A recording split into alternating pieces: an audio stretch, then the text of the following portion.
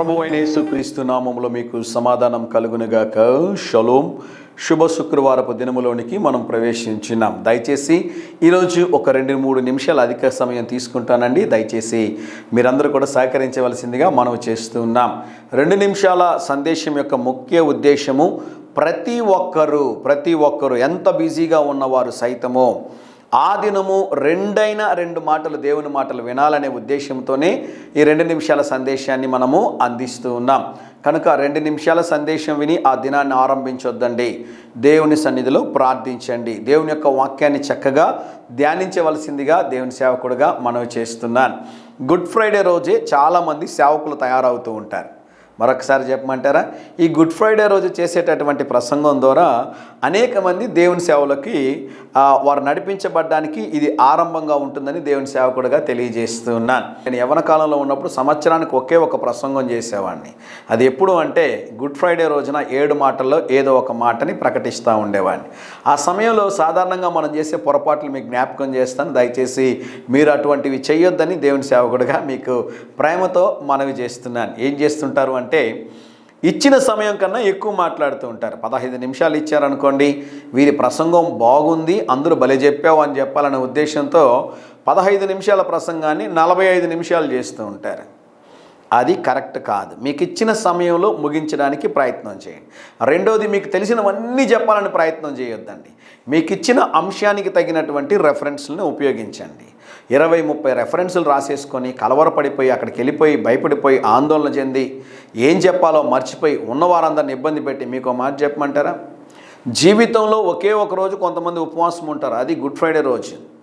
కనుక అటువంటి వారిని సైతం ఇబ్బంది పెట్టొద్దండి. సమయాన్ని పాటించండి. మీకు ఇచ్చిన అంశాన్ని గురించే ధ్యానించండి. ప్రార్థనాపూర్వకంగా వెళ్ళండి. పరిశుద్ధాత్మ దేవుని సహాయాన్ని అడగండి. చక్కగా దేవుడు నడిపిస్తాడు. మీ ద్వారా మీరు ప్రకటించినటువంటి మాట అనేకులకి ఆశీర్వాదకరంగా దీవెనకరంగా ఉంటుంది అని దేవుని సేవకుడుగా నేను జ్ఞాపకం చేస్తున్నాను. గడిచిన 7 దినములు కూడా యేసు ప్రభు వారు శిలువ మీద పలికిన 7 మాటల్ని మనం ధ్యానించాం. గుడ్ ఫ్రైడే అంటే చాలామంది దుఃఖంగా వేదనతో ఉంటారండి. బైబిల్ అంటది ఒకని జన్మదినము కన్నా మరణ దినము చాలా శ్రేష్టమైనది అంటుంది. గుడ్ ఫ్రైడే అన్నారు.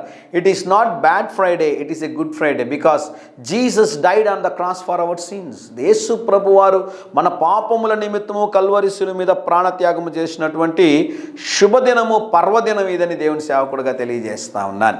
ఈ దినం కొరకు 1 కొరింథీయులకు రాసిన పత్రిక 1వ అధ్యాయము 18వ వచనము, సిలువను గూర్చిన వార్త నశించుచున్న వారికి వెర్రితనము కానీ రక్షించబడుచున్న మనకు దేవుని యొక్క శక్తి అయి ఉన్నది. ఈరోజు చాలామంది ఏమంటున్నారు తెలుసా ప్రియులారా? 3 మేకులు ఆయన పీక్కోలేకపోయాడు, సిలువను జయించలేకపోయాడు అని. గమనించండి, 3 మేకులు పీక్కోలేక కాదు, ఆయన సిలువను జయించలేక కాదు. ఆయన సిలువలో ఓడిపోతేనే మనం గెలవగలమండి. దేవుని నామానికి స్తోత్రం కలుగును గాక. మీకు మాట చెప్తాను, జాగ్రత్తగా వినండి.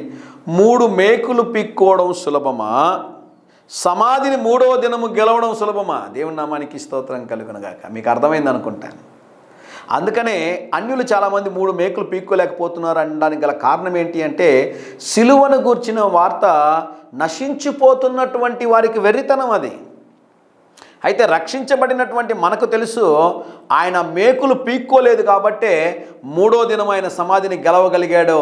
మనం ఆయన నిత్య రాజ్యములోనికి వారసులు అవ్వడానికి ఆ 3 మేకులు పీక్కోలేదు కాబట్టే అది మనకి స్వతంత్రాన్ని అనుగ్రహించిందని దేవుని సేవకుడిగా తెలియజేస్తున్నాను. అయితే ఒక మాట చెప్తాను, ఒకరోజు వస్తుంది, ఒకరోజు ఆయన వారందరినీ తీర్పులోనికి తీసుకొని వస్తాడు. తీర్పు తీర్చుట నా పని అంటాడు దేవుడు, పగ తీర్చుకున్నట నా పని అంటాడు. ఎందుకు మీరు ప్రయాసపడతారు? అన్యులతో ఎందుకు గొడవ పడతారు? ఎందుకు వారితో వాగ్వాదాలకు దిగుతారు? వాక్యమే అంటుంది కదా, ఈ మాట 2500 సంవత్సరాలకు ముందే, 2025 సంవత్సరాలకు ముందే జ్ఞాపకం చేయబడింది. ఏమని తెలుసా? ఈ సిలువను గురించినటువంటి వార్త నశించిపోతున్న వారు వెర్రితనంగా మాట్లాడతారు. వారిని గురించి ఆలోచన చేయొద్దండి. రక్షించబడిన మనకి అది దేవుని శక్తి అయి ఉన్నది. ఈ దినం దేవుని యొక్క సన్నిధికి వెళ్ళి దేవుని స్తుతించండి, దేవుని ఆరాధించండి. 7 మాటలు వినండి. 7 మాటల ద్వారా దేవుడు మీతో తప్పకుండా మాట్లాడతాడు. ఒకవేళ మీరు ప్రసంగం చేస్తుంటే ప్రార్థనాపూర్వకంగా నిలబడి దేవుని యొక్క వాక్యాన్ని అందించండి.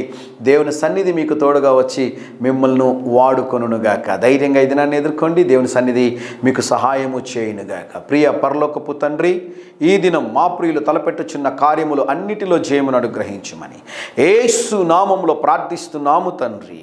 Amen, amen.